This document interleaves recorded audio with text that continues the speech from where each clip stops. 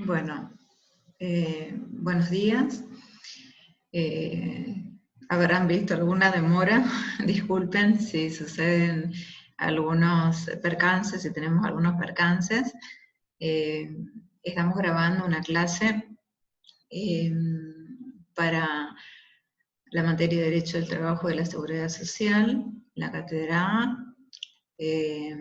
Como ya me conocen, soy la profesora Daniela Gómez Carelli. La idea en el día de hoy es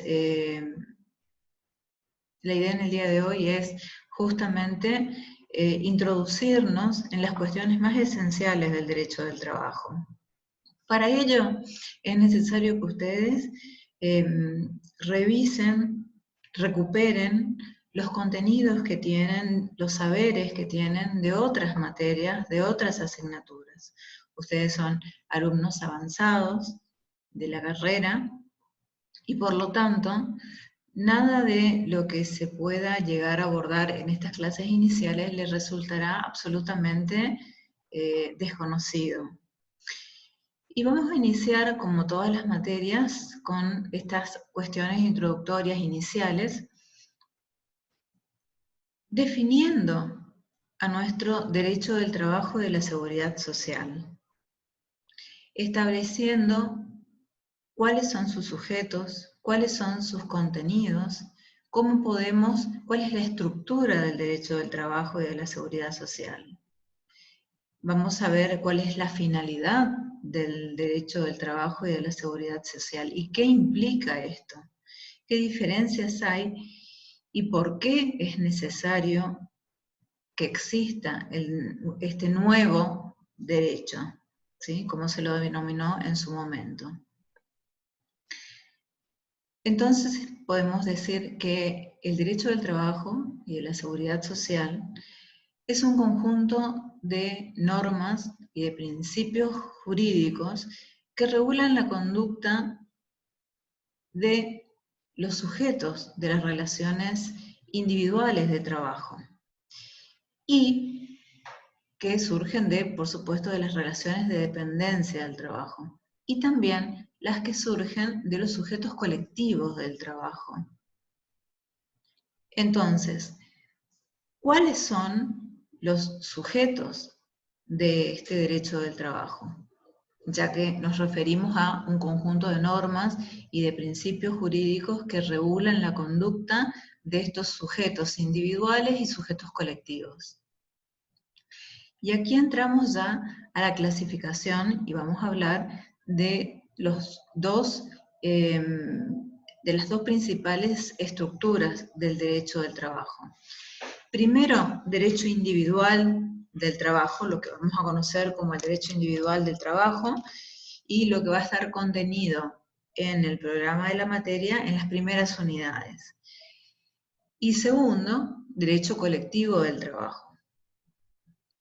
También van a aparecer, y se van a dar cuenta, otras ramas, otras estructuras del derecho del trabajo que se refieren al derecho internacional del trabajo, vinculado a lo normativo, aplicable a las relaciones individuales y colectivas del trabajo. Y por otro lado, vamos a ver cuáles son las actividades y las funciones que ejercen la autoridad administrativa del trabajo. Estamos hablando de derecho administrativo y procesal del trabajo. Entonces estamos hablando de autoridad administrativa del trabajo por un lado y por otro lado del Poder Judicial en el foro laboral. Volviendo entonces a lo que es el derecho del trabajo, al derecho individual del trabajo, podemos decir que entonces que es ese conjunto de normas y de principios jurídicos que regulan la conducta de las relaciones que se dan entre estos dos sujetos. ¿Qué sujetos? Por un lado, el trabajador, y por otro lado, el empleador. Cuando hablamos de trabajo, y vamos a hacer un paréntesis, nosotros cuando estudiamos distintas materias, la doctrina mayoritaria entiende, aunque es un tema en filosofía y en sociología, abordado de distintas ópticas y que no tiene una respuesta universal, ¿qué es el derecho? Bueno, lo tomamos como lo toma la doctrina mayoritaria en estas disciplinas especiales, como un conjunto de normas y de principios jurídicos. Jurídico porque quiero remarcar que también existen normas sociales, normas religiosas, no nos estamos refiriendo a ellos, sino a las normas jurídicas.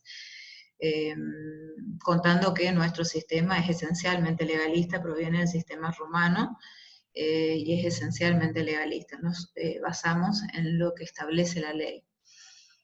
Entonces, por un lado esto.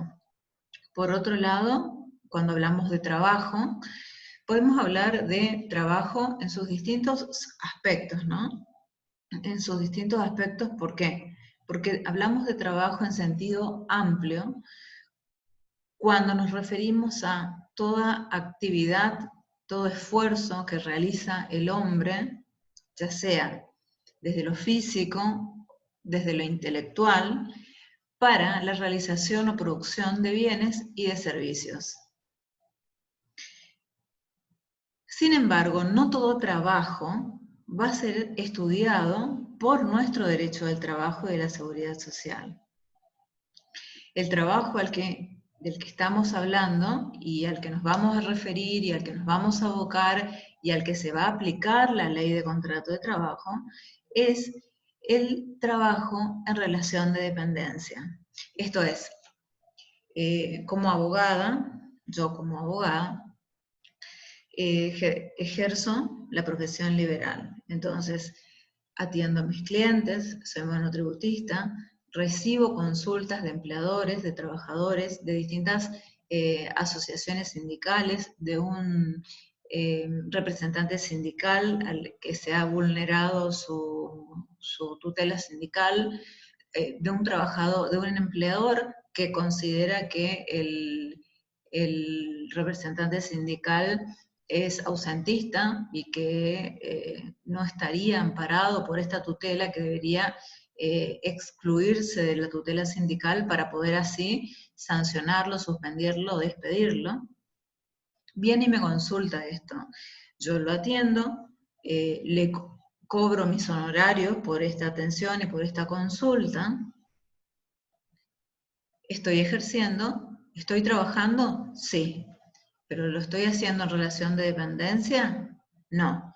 ¿En virtud de que soy yo quien decide los horarios, quien factura por ello, que esto es, luego lo vamos a remarcar, a resaltar, esto es también aleatorio porque podría no darse de esta forma, pero bueno, facturo y además decido mis horarios, decido a quién atender, a quién no atender, soy yo quien implemento la estrategia jurídica, por supuesto que voy a preguntar, consultar y será el cliente quien decida qué riesgos tomar en la medida en que yo pueda proporcionarle toda la información necesaria que ustedes, al finalizar el curso, van a tener a su servicio, van a tener adquirido este conocimiento y van a poder brindar al trabajador, al empleador,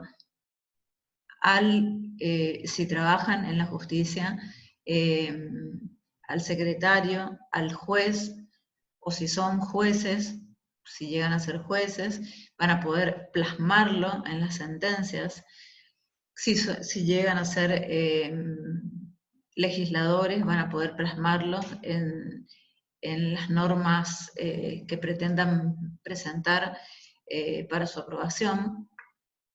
Entonces, a lo que me refiero, para no irme del tema, es lo que yo hago en el ejercicio liberal de mi trabajo como abogada es trabajo independiente.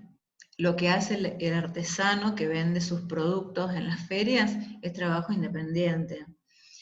Son los cuentapropistas, ¿no? El albañil que viene excepcionalmente y hace una reparación y se va, decide cómo hacerlo, establece sus honorarios, se le paga en un día, es un trabajo independiente. Ahora, este trabajo que yo estoy haciendo, tanto que se puede realizar tanto en el ámbito público como en el ámbito privado, un trabajo, por ejemplo, el trabajo docente, para de que queden más claras las cuestiones. En el ámbito privado, por ejemplo, yo trabajo en la Universidad Católica de Salta también, además de trabajar para la Universidad Nacional del Nordeste. También me establecen distintas herramientas, distintas instrucciones, horarios, determinadas parámetros que debo cumplir, ¿no? Entonces, mi empleador, ahí estamos hablando de trabajo en relación de dependencia, ¿sí? Yo no fijo mi horario, yo no fijo cómo hacerlo, ni cuándo hacerlo, si quiero hacerlo, sino que tengo toda una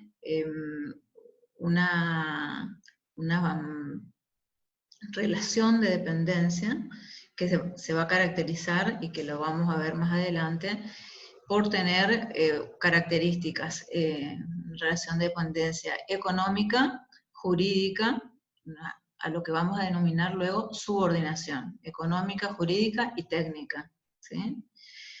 Esto es el trabajo en relación de dependencia, donde el empleador, y ahí entramos ya a quiénes son los sujetos del derecho individual del trabajo, el empleador va a tener, por un lado, las facultades de organización, dirección, disciplinarias, de control. Esto es, organiza técnica y económicamente la empresa, dirige la empresa, establece cómo debo trabajar, cuándo debo trabajar, decide si ingreso a trabajar, bajo qué características, con qué modalidad. Establece también el control de cómo realizo mi actividad, puede modificar ciertas condiciones de trabajo, artículos 64, 65, 66, 67, 70 de la Ley de Contrato de Trabajo, búsquenla por favor. Controles al ingresar a la empresa y al salir de la empresa. Por ejemplo, puede darse que estemos hablando de una situación en la cual un obrero textil ingrese a la empresa con un encendedor. Esto no puede suceder. El empleador tiene la facultad de controlar el ingreso para evitar daños en la producción, y también el egreso, o sea, si esto es para proteger los bienes de la empresa. Esto con respecto a lo que vamos a hablar luego de derechos y deberes de las partes. Esto constituirían como los derechos que tiene el empleador. Por supuesto que no se puede hacer ejercicio abusivo, y esto va a ser un tema aparte, ejercicio abusivo, artículo 66, inciso bis, de la Ley de Contrato de Trabajo. Entonces tenemos, por un lado, el empleador, que es la persona, artículo 26, la persona que demanda la actividad de un trabajador, que como contraprestación paga una remuneración a ese trabajador, y ese trabajador, artículo 25, va a estar subordinado a él. Es quien realiza actividad, realiza una actividad, oficio, profesión, a favor de otra persona, en favor de otra persona, a cambio del pago de una remuneración y bajo la dependencia de esta persona. Entonces podemos ver las notas características de la relación de dependencia, y es esencial poder determinar si existe relación de dependencia o no, porque si existe relación de dependencia, va a existir un amparo para el trabajador por parte de las normas laborales, ¿sí?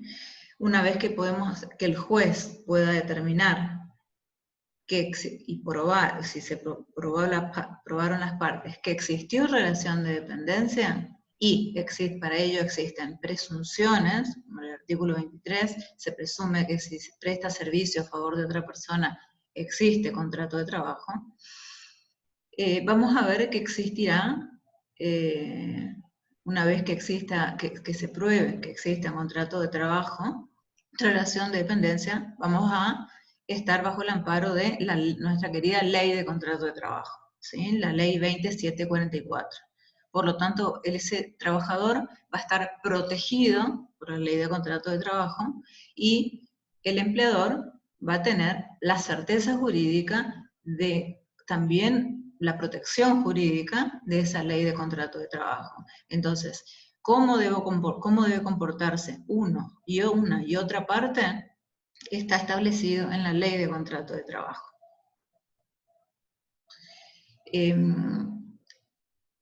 ¿Cuándo habrá contrato de trabajo? Ya hablamos entonces hasta ahora de el trabajo en sentido amplio y descartamos el trabajo independiente. Hablamos por otro lado del trabajo en relación de dependencia, público o privado.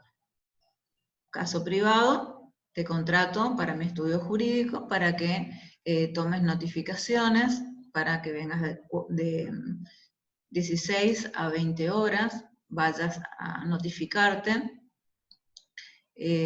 durante 2 horas en mi nombre, tipees algunos expedientes. ¿Habrá en ese caso contrato de trabajo? De paso aprendés derecho del trabajo. A vos, alumno, te hablo. ¿Habrá contrato de trabajo en ese caso? Sí, existe contrato de trabajo. Entonces vamos a ir desmistificando algunas situaciones particulares. Sí existe contrato de trabajo. Sí, yo te doy las directivas de cómo realizar el trabajo. Sí, te pago una remuneración, que esto es aleatorio, dijimos. Te pago una remuneración determinada. Te tenga registrado o no, con las consecuencias que eso me va a conllevar.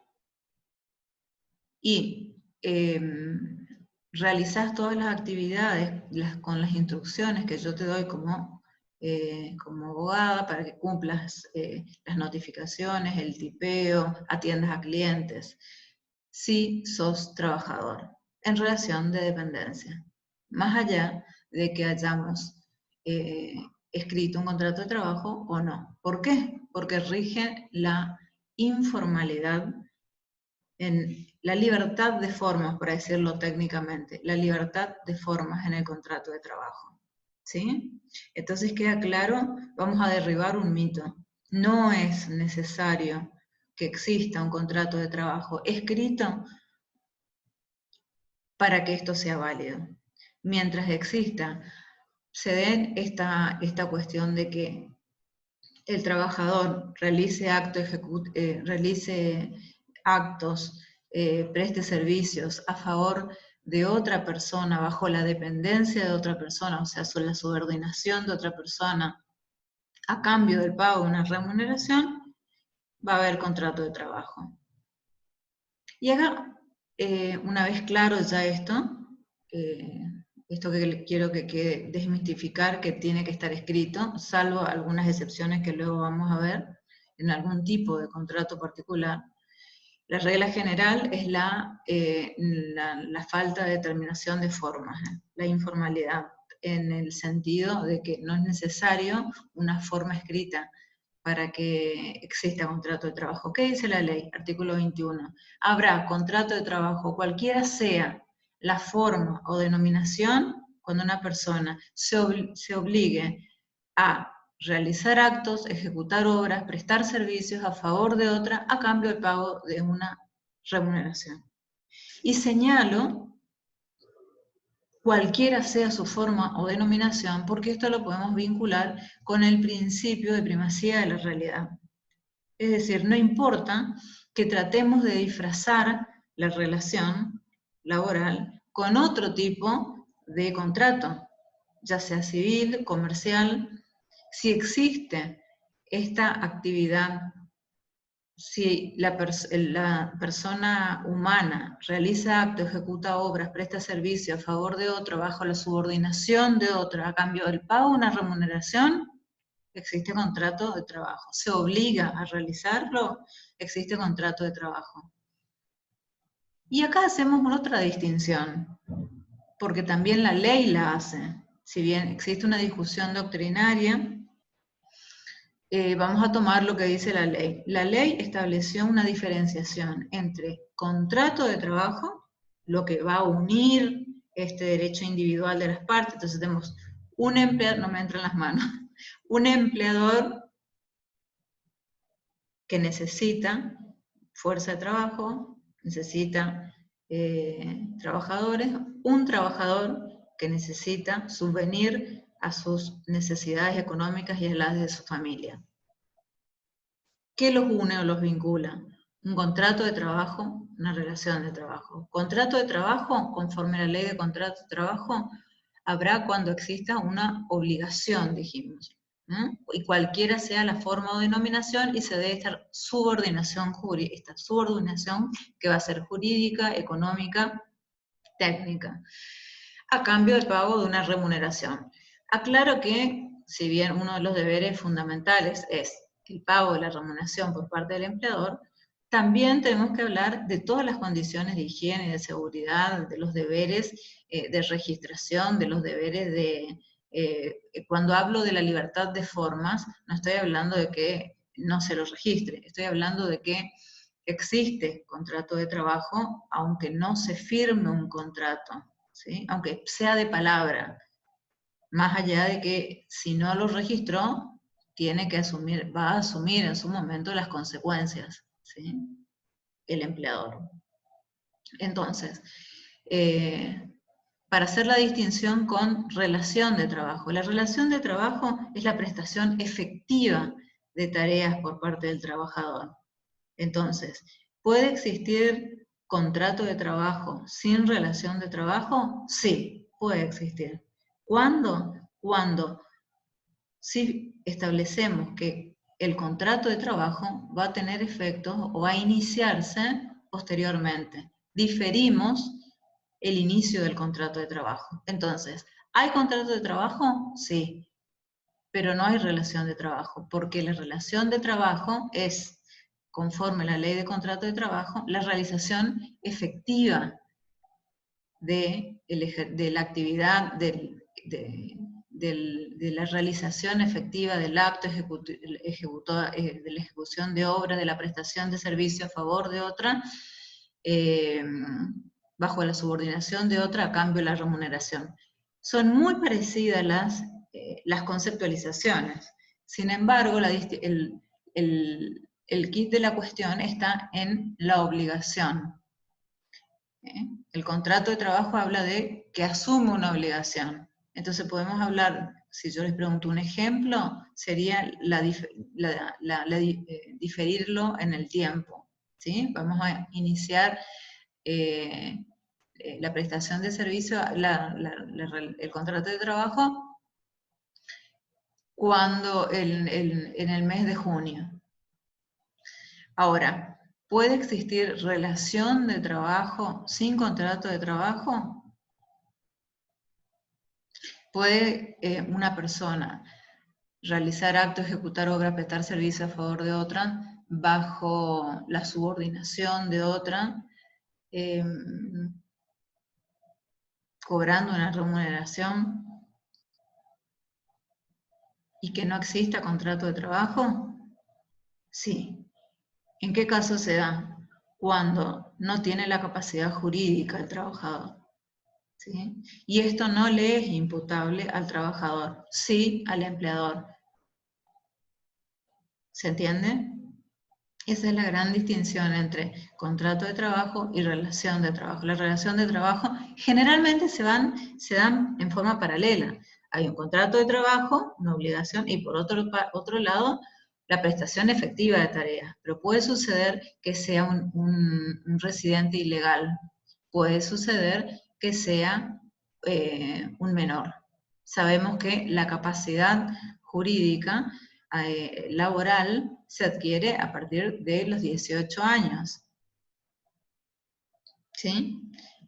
Eso es lo que dice la ley. Pero, si revemos el artículo 132, vamos a encontrar que existe también el trabajo adolescente. Hay todo un capítulo que habla de protección del trabajo adolescente y prohibición del trabajo infantil. Esto es, protección del trabajo adolescente a partir de los de 18 años hasta los 16 pueden trabajar, pero con determinadas características, ¿sí? Con determinadas características, con una jornada reducida, no en horario nocturno, 6 horas diarias, 36 semanales. Y el trabajo infantil, o sea, menos de 16 años, está prohibido y es un ilícito y es un delito. Y esto tiene que quedar bien claro, que no puede aceptarse, es inaceptable. ¿Por qué? ¿Cuáles son los fundamentos de esto? Porque una persona que no está madura para prestar servicios, realizar actos, ejecutar obras a favor de otro, debería estar en la escuela, debería estar jugando, debería estar realizando actividades de esparcimiento. Pensemos en nuestros hijos que tienen 10 años, 11 años, 9 años, no están preparados para la calle, no están preparados para una fábrica, no están preparados para recibir determinadas instrucciones, los ponemos en riesgos, por eso está prohibido, ¿sí? ¿Queda claro? A partir de los 18 años, capacidad jurídica plena. De 18 a 16 años, protegido, trabajo adolescente protegido. Y a partir de los antes de los 16 años, prohibido. Hay una excepción, la empresa familiar, que luego lo abordaremos, que 3 horas diarias, 15 semanales, tiene que estar inscrito ante la Autoridad Administrativa del Trabajo. ¿Qué sucede con el trabajo infantil? Y vuelvo a esto porque me parece necesario que como sociedad lo incorporemos, aunque sea una realidad, porque todos vemos que existen lamentablemente niños trabajando. Es un delito. El que se aprovechare de esto tiene una pena determinada, y lamentablemente en muchos casos son los mismos padres los que explotan a sus hijos, y es por ello que queda impune, porque la excepción a este delito es que el explotador sea el padre, ¿no? Por otra parte, entonces, hablamos de, hasta ahora, derecho individual, hablamos del trabajador. Entonces podemos hablar ya de las características del contrato de trabajo. Hablamos de las características como subordinación. Primero, tiene que ser una actividad lícita. Actividad lícita. Artículo 4. ¿Qué se entiende por trabajo? Actividad lícita. Entonces, siempre que no esté al margen de la ley, ¿sí? Actividad lícita. Luego podemos caracterizarlo como ajenidad, porque el trabajador está ajeno a los riesgos del empresario y también a los frutos. Es decir, si el empresario se enriquece, él no. Si el empresario pierde, él no. Aunque podría, por ejemplo, entrar en concurso, como ha sucedido en algunos casos, entrar en procedimiento preventivo de crisis, y entonces sí recibe el impacto o la incidencia de los riesgos del mercado, ¿no? Hablamos también de la subordinación. El trabajador, tiene que sujetarse razonablemente a todas las directivas, a todas las instrucciones del trabajador, del empleador. Esto es, algunos, reitero, el empleador tiene los deberes de organización técnica, jurídica, económica, de dirección, ¿sí? Cómo realizar el trabajo, de qué forma hacerlo, en qué horarios hacerlo. Ahora tiene el ejercicio de ius variandi, puede variar el contrato de trabajo. Por ejemplo, si tiene una trabajadora en la sucursal Ferré de Carrefour, por dar un ejemplo, podría trasladarla a Junín, a la sucursal Junín, y sí, no sería ejercicio abusivo. Yo en principio, podemos discutirlo, ¿no? Pero en principio no sería ejercicio abusivo de ius variandi, artículo 66 bis. Pero si ese cambio, esa modificación en el contrato de trabajo se da ya que se modifique su lugar de trabajo a la ciudad de resistencia, ahí se complica la situación y podríamos estar incursos dentro de lo que es el ejercicio de ius variandi, abusivo. ¿Sí? ¿Por qué? Porque el trabajador tiene que salir indemne en su integridad física e indemne económicamente. Y por último, la onerosidad. Otra característica del contrato de trabajo, la onerosidad. Tanto el empleador como el trabajador lo hacen por una cuestión onerosa. El trabajador, fíjense que y está establecido en la ley de contrato de trabajo a cambio de una remuneración, o sea, la contraprestación que recibe el trabajador a cambio de haber puesto su fuerza de trabajo, incluso solo de haber puesto su fuerza de trabajo a favor del trabajador, o de haber prestado servicios efectivos, ¿no? ¿Y por qué aclaro por haber puesto su fuerza de trabajo a disposición? Porque puede suceder que la máquina de la fábrica no funcione. ¿Debería pagarle, abonarle la remuneración el empleador? En ese caso, sí. Se le paga a la persona que descarga del mercado central para que a partir de las 6 de la mañana reciba los camiones con la carga. No llega el camión, llega a las 9. ¿No se le paga esas 3 horas? Sí, se les paga, porque no le es imputable al trabajador. Él estuvo a disposición del empleador. ¿Sí? Eso tiene también que quedar claro. Y finalmente quiero hablar de la finalidad. No me puedo saltar, no puedo saltar esto, esta relación individual que se da entre el empleador tan particular con el trabajador, un contrato tan peculiar, porque luego vamos a ver que son características sumamente peculiares las que se dan entre estos dos sujetos, está girando el Estado. El Estado como órgano de contralor, y esto ya se vincula con lo que habíamos hablado de la estructura del derecho del trabajo con autoridad administrativa del trabajo. Entonces, ¿quién va a regular que todas las normas que vienen a cubrir al trabajador, empezando por la Constitución Nacional, artículo 14 bis, que establece qué imperativo estableció el constituyente del 57, en el 14 bis? El trabajo en sus diversas formas gozará de la protección de las leyes, las que garantizarán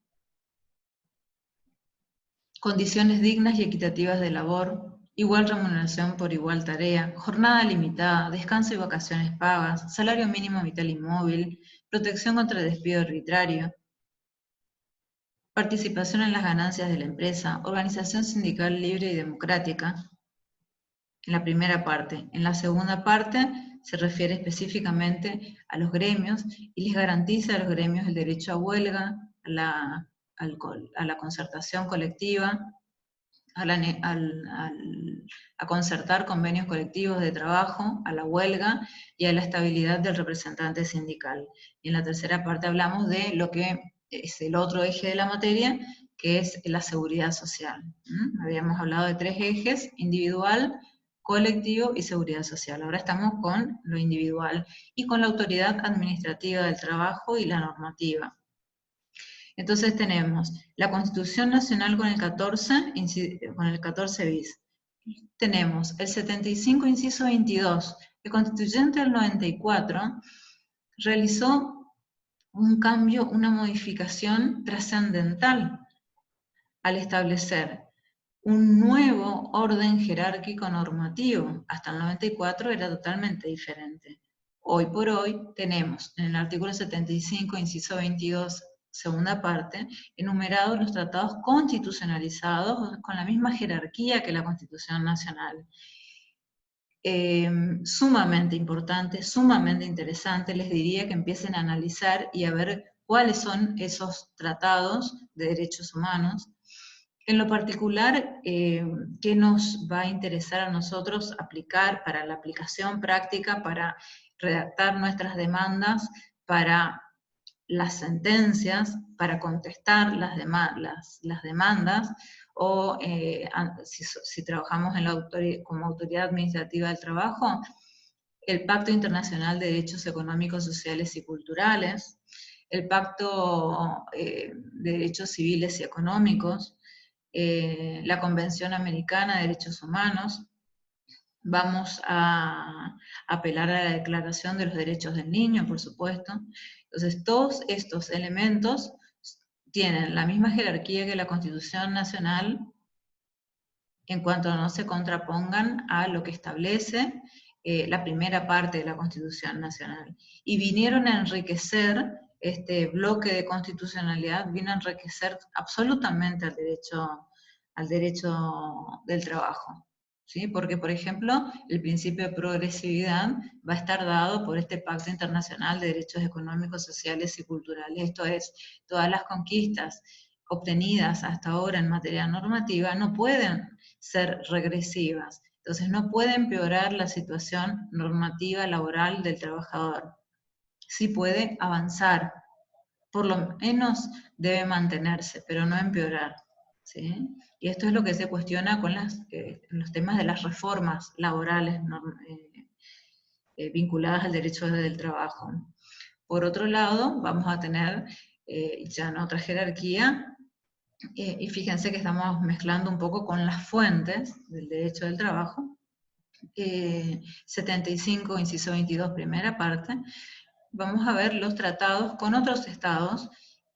Vemos, por ejemplo, tratado con el Mercosur, que nos compete, y por otro lado, muy importante, los convenios con la Organización Internacional del Trabajo. Cuando yo les diga OIT, significa Organización Internacional del Trabajo, y luego vamos a ver los órganos de control del OIT, pero por ahora vamos a ver el artículo, empiecen a indagar en cuáles son los convenios, esa tarea pendiente. Van a empezar a involucrarse, a aproximarse a estos tratados constitucionalizados que nombré, y también van a entrar a los convenios de trabajo más importantes. El convenio, por ejemplo, el convenio 87, tiene característica de ser un tratado, un convenio que adquirió el rango de constitucionalizado, que es un convenio de libertad sindical, un convenio que es tratado como constitucionalizado. ¿Por qué? Porque es referido en el Pacto Internacional de Derechos Económicos, Sociales y Culturales y en el Pacto, de Derechos Civiles y Políticos, es referido a él. Entonces, en ese entendimiento, en esa inteligencia, los doctrinarios y la jurisprudencia de la Corte Suprema de Justicia entiende que lo elevó a rango de constitucionalizado. Entonces, de la lectura de los fallos que yo ya he subido al aula virtual y que ustedes deberían ver, van a encontrar en el fallo ATE específicamente ya todo ese plexo normativo desplegado, ese bloque de constitucionalidad es muy enriquecedor que ustedes lean esos considerandos, esa doctrina y las conclusiones a las que se llegan. Por favor, es condición sine qua non para que puedan aprobar el curso, la lectura de todo el material que se va subiendo. Ya está en el aula virtual los archivos vinculados a esto. Lo mismo respecto de los convenios colectivos de trabajo. Y hablando de convenios colectivos de trabajo,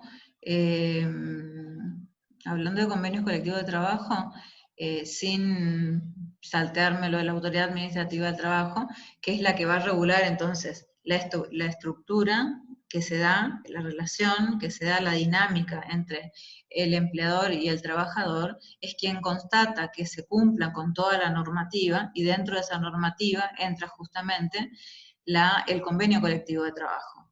¿Qué son los convenios colectivos de trabajo? Son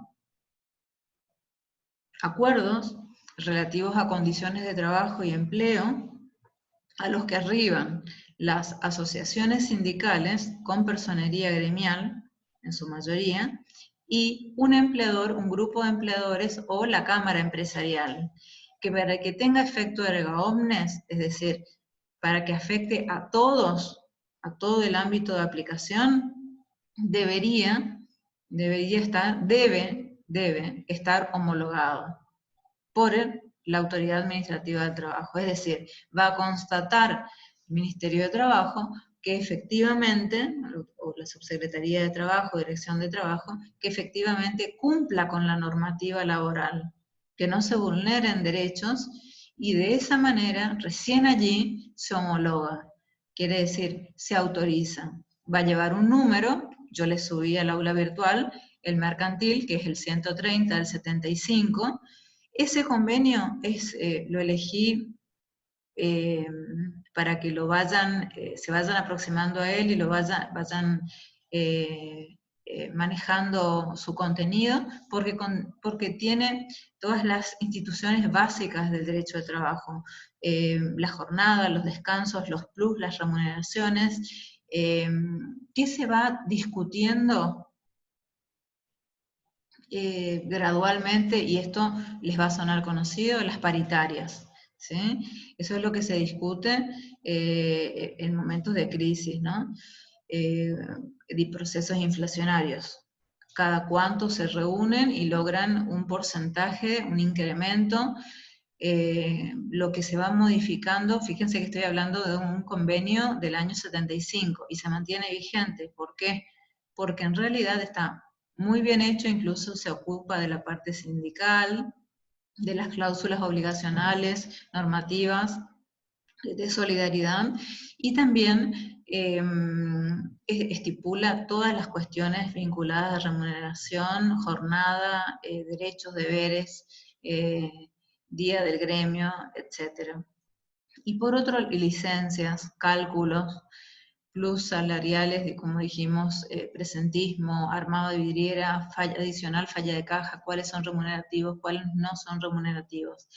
Lo que se discute habitualmente y sistemáticamente, y ustedes tienen que estar en contacto con la realidad social, son justamente las paritarias. Entonces, es la escala salarial.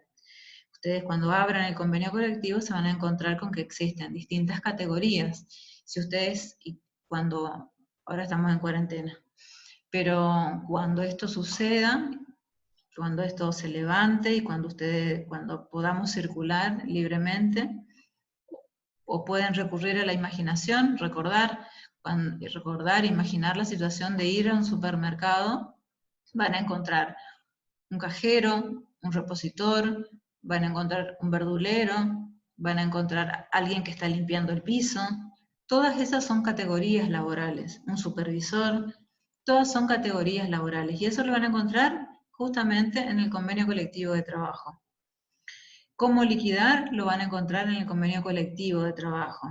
¿Qué le corresponde a cada uno? Si es categoría B, C, D, cuánto le corresponde por antigüedad, de más, cuánto es el presentismo, todo está en el convenio colectivo de trabajo. Entonces, para poder, un cliente viene a su estudio jurídico y les dice, voy a realizar tal actividad, voy a hacer un emprendimiento, voy a realizar tal actividad. Bueno, ¿qué actividad vas a realizar? Bueno, voy a vender productos de comercio.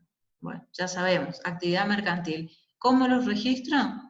Bajo el convenio colectivo de trabajo, como mercantiles, ¿sí? Por eso es tan importante que ustedes puedan asesorar manejando la normativa laboral, que jerárquicamente está estructurada a partir del 14 bis y más 75, inciso 22, segunda parte, abajo, tratados no constitucionalizados, convenios con la OIT que no estén constitucionalizados, como excepcionalmente sucede con de libertad sindical, las leyes, las leyes 23.551, 14.250, 20, 744, etc. Y por otro lado, luego encontramos convenios colectivos de trabajo, acuerdos de partes, contratos individuales, usos y costumbres, orden jerárquico. ¿Qué sucede en el derecho de trabajo? Que esto se puede invertir, puede suceder que la ley de contrato de trabajo establezca, la ley de jornada establezca 8 horas diarias, 48 horas semanales, y que un convenio establezca menos horas. ¿Tiene validez el convenio que es de menor jerarquía? Sí. ¿Por qué? Porque existe en el derecho de trabajo lo que se denomina principio protectorio y la norma más favorable, ¿sí? La condición más beneficiosa. Por lo tanto, se va a aplicar lo que sea más beneficioso para el trabajador. En este caso, por ejemplo, el convenio de farmacéuticos regula 7 horas. ¿Por qué? Porque están parados. El convenio de radiólogos, como es insalubre, 6 horas diarias de trabajo. Por eso no basta con que conozcan solo la LCT,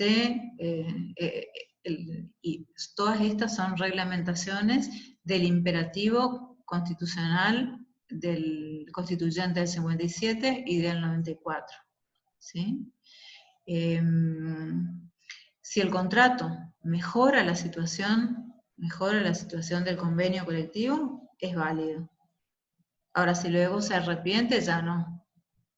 ¿Sí? Si luego se arrepiente el empleador de haber mejorado y de haber firmado esta situación, ya no es válido esa nulidad, ¿sí? Esa situación de retrotraer. Esto sigue vigente. ¿Por qué? Por el principio de irrenunciabilidad, artículo 12.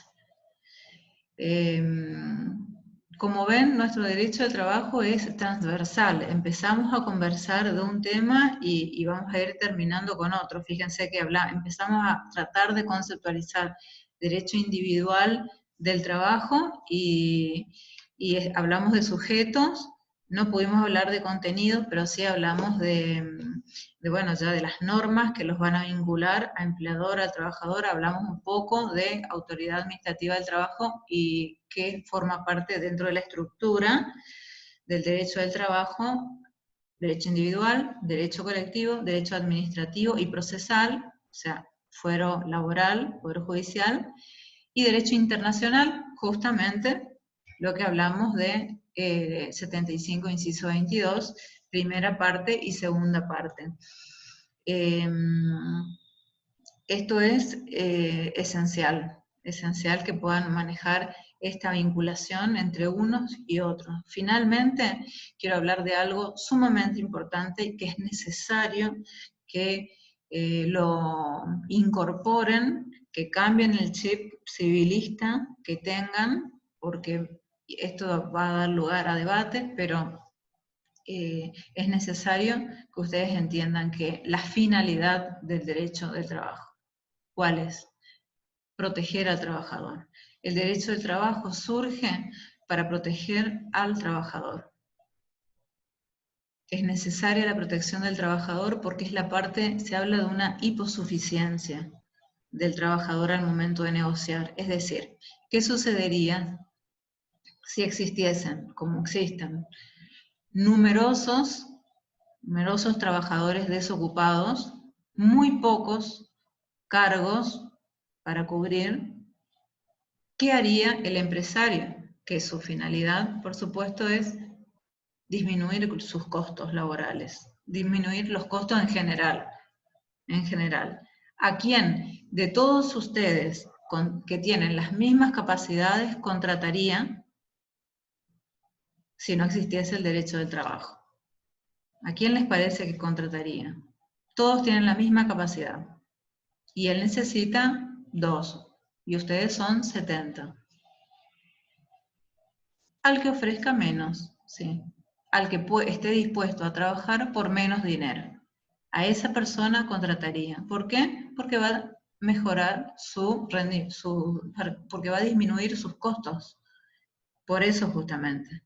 Entonces, en esa inteligencia, el legislador estableció lo que se denomina lo que la doctrina denomina orden público laboral. Es decir, las partes, ni siquiera poniéndose de acuerdo, pueden dejar a un lado las normas laborales. ¿Sí? No pueden dejar a un lado las normas laborales. Es un mínimo imperativo, inderogable, impostergable, que no pueden perforarse ni aún poniéndose de acuerdo las partes. Justamente por esta situación de apremio económico, en el entendimiento de que el trabajador, al momento de negociar con el empleador, no podrá imponerse, es que aparece el orden público laboral. Esto significa que, aunque no pueda, el empleador no puede pagar menos de lo que corresponde conforme a la escala salarial y conforme a la actividad que realiza el trabajador. ¿Sí? Esto es el orden público laboral. Y está formado por toda la normativa laboral y por todos los principios laborales. El principio protectorio, que surge el 14 bis, con sus 3 reglas, ¿sí? La condición más beneficiosa, la norma más protectora.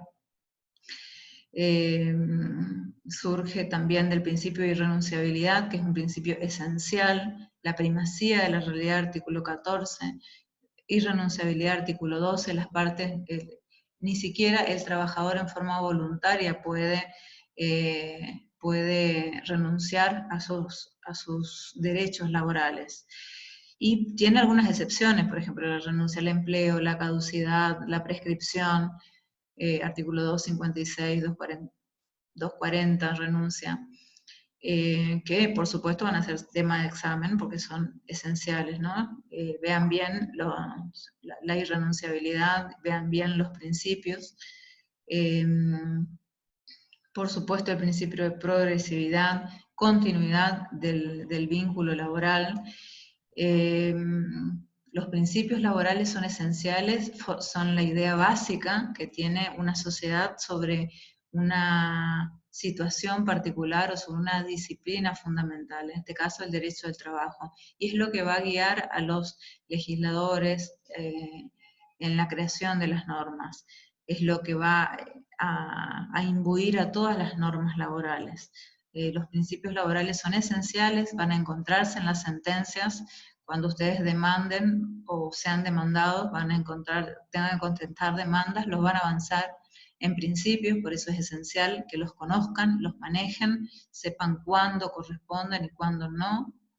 Lo mismo que las presunciones, estudien las presunciones del artículo 23, siempre que exista prestación de servicios, se presume que existe relación de trabajo, contrato de trabajo. Por otro lado, la del 57, la del 55, la no exhibición del libro especial del artículo 52 hace presumir que existe que es real lo que dice el trabajador en el ámbito judicial. El 57, el silencio ante los intercambios epistolares por parte del empleador hacen presumir la realidad de lo que hacen presumir que es real lo que dice el trabajador. Entonces, el trabajador envía TCL, telegrama laboral colacionado por el correo, en el correo, exigiendo la registración con una antigüedad determinada, y él no logra, no contesta el empleador, existe una presunción, busca en el artículo 57 de la LST, a favor del trabajador, con presunciones y con testigos. Muchas veces los alumnos generalmente me preguntan, bueno, pero ¿cómo cómo prueba un trabajador que existió esa relación de trabajo y en función de eso puede reclamar los haberes debidos, la diferencia de haberes, todos los rubros, que luego vamos a ir explicando cómo se van conformando los rubros debidos, las indemnizaciones? ¿Cómo logra hacerlo? Bueno, lo hace, ¿cómo se prueba? A través de, generalmente, de estas presunciones. Es esencial que ustedes aprendan a redactar los telegramas porque, y las cartas documentos, si están del otro lado, porque esto va a determinar cuál es la estrategia que van a seguir. ¿Sí? No pueden luego decir una cosa en el telegrama y luego desdecirse e incluir y decir no por otra cuestión también. Y no, y esto también pasó, o rectificarse. Tienen que mantener a lo largo del tiempo la misma causa, ¿no? La misma causa y mantenerlo y luego probarlo. ¿Cómo se prueba en el ámbito laboral? Pueden ir a la autoridad administrativa del trabajo y también allí conciliar, por ejemplo, que es una excepción del artículo, vean artículo 15 de la Ley de Contrato de Trabajo, que es una excepción del principio de irrenunciabilidad del artículo 12, pueden llegar a un acuerdo siempre que se produzca una justa composición de intereses y la autoridad administrativa del trabajo así lo determine.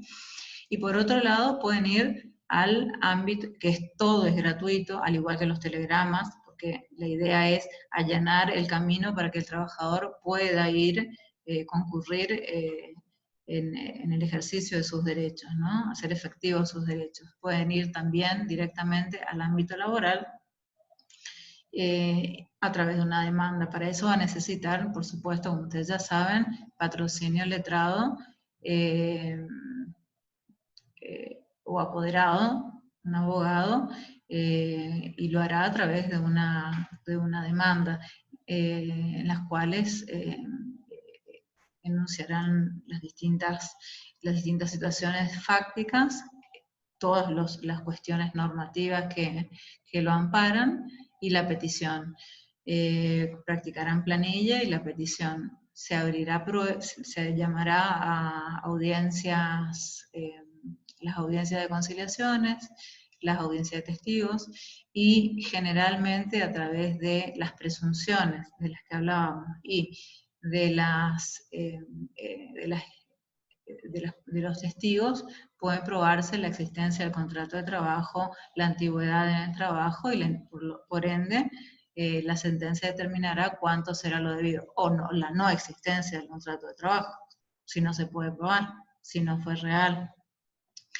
Y en esto no es un dato menor que cuando la autoridad administrativa del trabajo realiza inspecciones dentro de los establecimientos, realiza actas de constatación los inspectores laborales, y estas actas de constatación hacen plena fe en juicio. Por lo tanto, el abogado podría ir directamente, pedir oficio, se informe, si fue relevado como un personal no registrado su cliente, y de esa forma tiene una prueba documental o informativa que pesará suficientemente. Entonces, por eso la importancia de la autoridad administrativa del trabajo, de las inspecciones de trabajo, de que las inspecciones de trabajo hacen las actas son circunstanciadas en tiempo, en forma.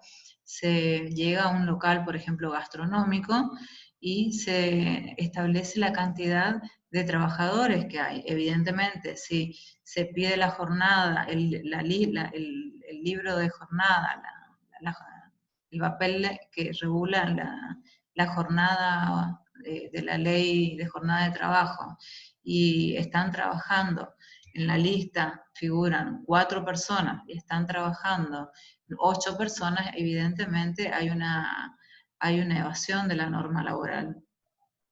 Por lo tanto, esos trabajadores van a ir siendo, se los van a ir, el inspector se va a acercar y le va a hacer preguntas respecto de su ingreso, de su antigüedad, de su ingreso, de qué tareas desempeña, desde cuándo, cómo, cuánto se le paga, de qué manera se le paga, y de todo esto se deja constancia, y todo lo que escriba inspector de trabajo, que incluso puede hacer uso de la fuerza pública, hace plena fe en juicio. Entonces, eso es, por ejemplo, ese expediente administrativo va a ser esencial para demostrar que existió. En el caso de que esta persona no haya sido, ese trabajador no haya estado registrado y luego decida demandar, porque nunca pierde el derecho a hacerlo, bueno, después vamos a ver el tema de las presunciones, de las prescripciones, puede probar a través de justamente de ese expediente administrativo, ¿sí? Por supuesto que ese infractor laboral lo que va a recibir una sanción de tipo, primero tiene derecho a defensa, ¿no? A presentarse a hacer su descargo, y segundo, va a tener una sanción que depende de cuál fue su infracción, va a ser leve, grave o gravísima, de acuerdo al Pacto Federal de Trabajo. Y esto tiene que ver también con las condiciones de higiene, aunque todos estén registrados, si no tiene disyuntor, si están en un ámbito hostil, si están expuestos a riesgos, también es una situación, una infracción grave para los trabajadores y corresponde multa. Si se reitera, incluso se puede, en el área de sumario, pueden incluso llegar a clausurar un local. Pero la idea es mejorar la situación de los trabajadores. Entonces, llegar a un acuerdo para mejorar la situación de los trabajadores, registrar los trabajadores. A lo que voy es que también podría aprobarse a través de los expedientes laborales, ¿no? Las presunciones, los testigos, etc. Como ven, esta materia es sumamente entre dinámica, cotidiana, todos fuimos, somos o seremos, como les dije anteriormente, trabajadores o empleadores. También impactan en nosotros las acciones que tengan las asociaciones sindicales, estos son los sujetos colectivos de trabajo, las organizaciones permanentes que representan a trabajadores en relación de dependencia de una determinada actividad, oficio o profesión en un espacio territorial determinado y que tiene como objeto mejorar las condiciones de vida y de trabajo. Pueden, por ejemplo, proceder a llamar una huelga, y esto impacta incluso en todos los usuarios. Por ejemplo, cuando hay problemas con la UTA, cuando hay problemas con camioneros, todo el derecho del trabajo repercute cotidianamente en las personas, ya seamos empleadores, trabajadores o usuarios. Por eso, estas características tan singulares que tiene nuestra materia, la cotidianidad y la evolución constante, el dinamismo, el cambio, les propongo que se involucren con la materia, que la piensen y que vean a la materia como un desafío, el desafío de conectarse con la realidad. El hombre es un ser gregario por naturaleza, pensemos, y ahora que se habla tanto de la empatía, pensemos en las diferentes, desde distintas visiones, porque todas las visiones son aceptables, ¿no? Desde la patronal hasta la del trabajador, desde el que tiene el capital, el dueño del capital, como el que tiene que subvenir las necesidades de su familia y no tiene con qué. Entonces, pensemos, el desafío es pensar en que existen, en las distintas técnicas que existen, y eso les voy a ir poniendo en archivos, de qué técnicas ¿En qué técnica se basa el derecho del trabajo para cumplir la normativa, para cumplir el orden público y, por ejemplo, la restricción de la autonomía de la voluntad de las partes? Esto es lo que hablábamos del principio de irrenunciabilidad y es lo que la diferencia, por ejemplo, del derecho civil. No se puede pactar cualquier cosa, se restringe de alguna manera la autonomía de la voluntad del trabajador, del empleador, ¿sí?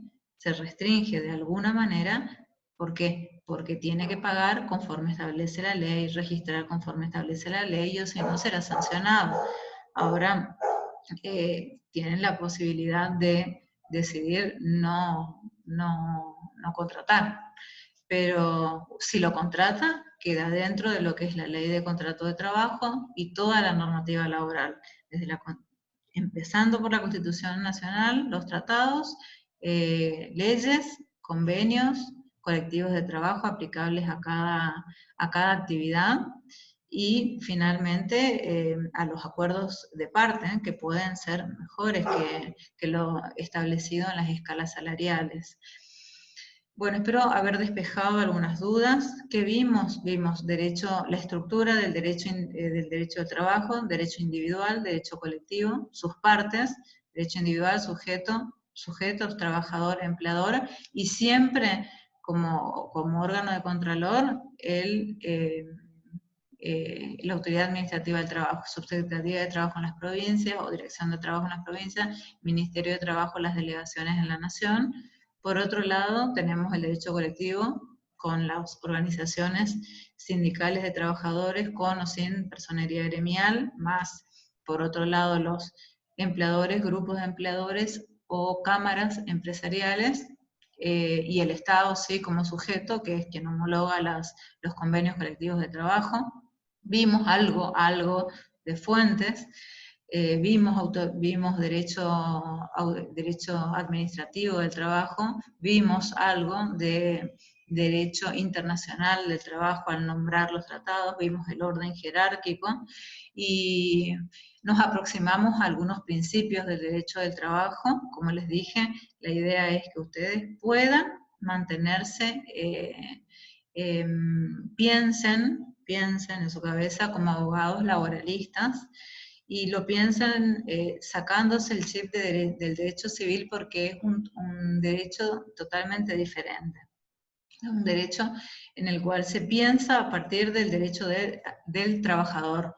Por eso decimos que es un derecho tuitivo, protectorio, del más débil, se parte de una hiposuficiencia. Decimos en el derecho civil lo que las leyes, lo que las partes establezcan, por ejemplo en un contrato de locación de inmueble, es ley. Pero en cambio, en un contrato laboral, lo que la ley dice es el contrato. ¿Sí? Lo que la ley dice es el contrato, no lo que ellos pactan, sino lo que la ley dice es lo que pactan. Y voy a terminar con una frase de Krotoschin, un destacadísimo laboralista, citado por Néstor Corte, que dice lo siguiente: el derecho no siempre está en los libros o en los códigos, sino que anda por las calles y se mueve y se forma al aire libre, por así decirlo. Todo romanista lo sabe.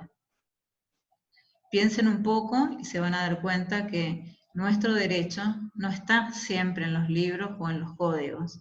Se va armando y anda por las calles. Se modifica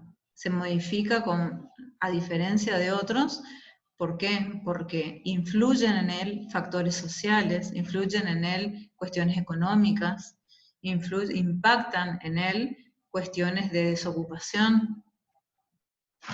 ¿Sí? Por lo tanto, es fundamental que tengan en cuenta esto, el dinamismo del derecho del trabajo y el dinamismo del derecho del trabajo, la cotidianeidad del derecho del trabajo, que se aproximen al derecho del trabajo, lean los archivos que van a estar, ya se subieron a la plataforma virtual, lean la ley de contrato de trabajo, sí o sí van a necesitar fundar los casos y en el momento de desarrollar el parcial van a necesitar manejar el contenido para poder fundamentar.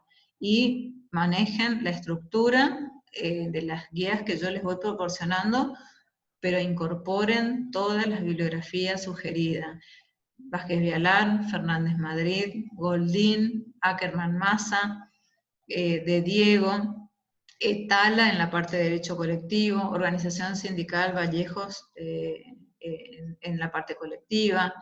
Es esencial que inicien, que se amiguen con el derecho del trabajo y que puedan avanzar e ir evolucionando, incorporando estos contenidos para poder de esta manera resolver todas las situaciones problemáticas que se le vayan planteando y de esta manera construir un saber duradero que les sirva efectivamente para el ejercicio de la profesión. Nos vemos en la próxima, ya creo que van a estar conectados con la plataforma virtual de la Facultad de Derecho y les mando un gran saludo.